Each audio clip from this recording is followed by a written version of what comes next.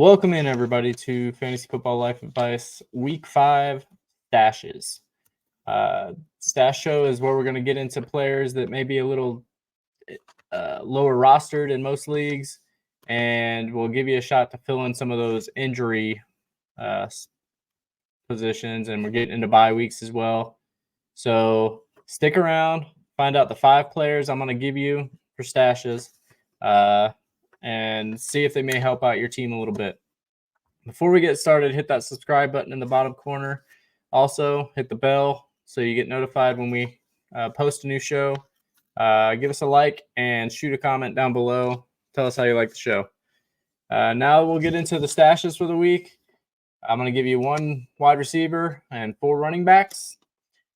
Starting out, Trey Tucker for the Las Vegas Raiders. Trey Tucker, so far this season, 78% of the snaps, 60%, 81%, 85% over the last 2 weeks. And over the last 2 weeks, he's had 9 targets, 7 receptions, 96 yards, a touchdown, and finished wide receiver 8 on the week. And last week, he finished with 6 targets, 5 receptions, 41 yards, and finished as wide receiver 24 on the week.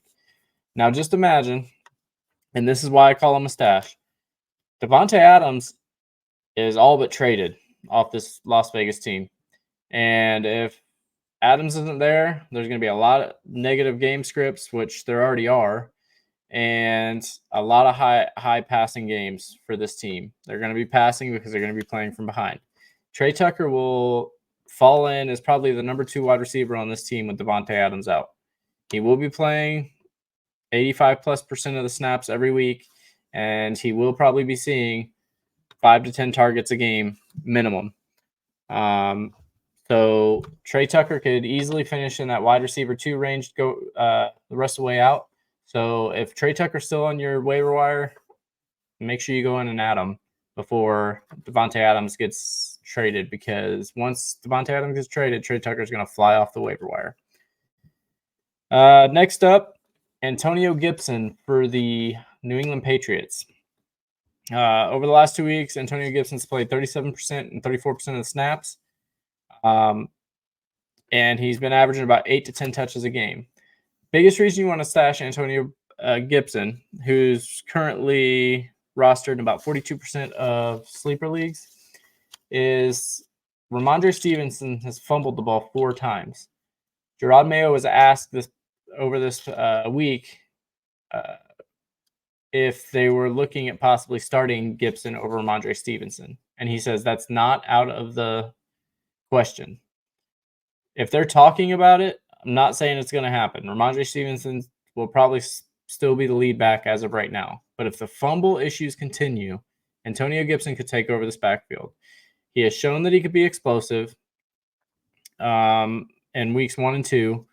Or no, weeks 1 and then this past week, especially in the passing game. So go out, grab Antonio Gibson, because he could be starting for the New England Patriots here in the near future if the fumble issues keep up with Ramondre Stevenson. Next couple are going to be 2 people that should be coming off the IR. Kendre Miller, I think they activated or started his practice window today. So he's the next one. Currently rostered in 14% of sleeper leagues. Now, New Orleans is running the ball at the highest rate in the league, 57% run versus 43% of pass plays. So weeks 1 and 2, they ran away with the game. In that game, in those 2 games, Jamal Williams had 11 touches and 8 touches. So that's solid volume for a flex play from week to week. They've played some neutral game scripts these past couple of weeks, so they've had to step away from the run a little bit. But the games should get to where they can run the ball, continue running the ball a lot, and you should see Kendre Miller maybe getting a few carries here and there, because I have no doubt in my mind that he's going to step in over Jamal Williams when he comes back, because Jamal Williams hasn't been that efficient in his touches, and I think that Kendre Miller can be much more explosive, being that younger back. We just haven't had the chance to see him yet with all the injuries. Doesn't hurt you to throw him on your roster if you have a spot. Probably have some people on the IR, open up a couple bench spots, and throw Kendre Miller on there. Next up is Keaton Mitchell. Keaton Mitchell, extremely explosive back, reminds me a little bit of Devon Achane. He showed it last year, and Baltimore is running the ball at the second highest rate in the league, right behind New Orleans, with 55% of the time they run the ball. Justice Hill has been impressive so far this season. He's averaging about 7 to 10 touches a game, and he's looked pretty good. But if Keaton Mitchell comes back and he can be that explosive change of pace, the difference between the power running of Derrick Henry, you could see Keaton Mitchell breaking those big runs again. It's all going to depend on how he's recovered from this ACL, and we don't know when he'll be back.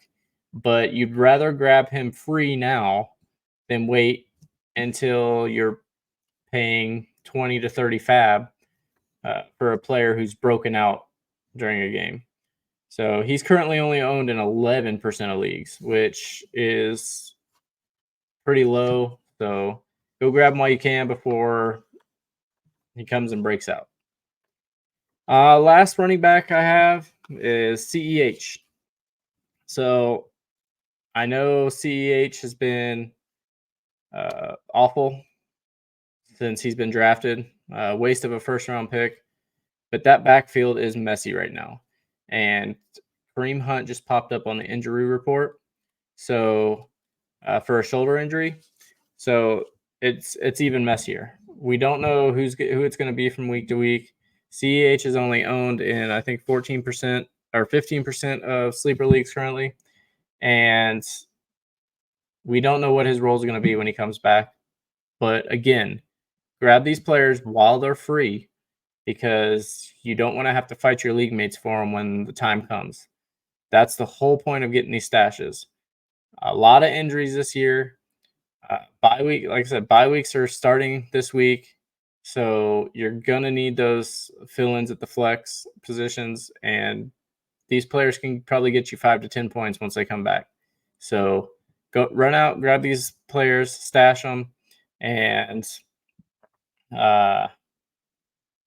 let me know what you think.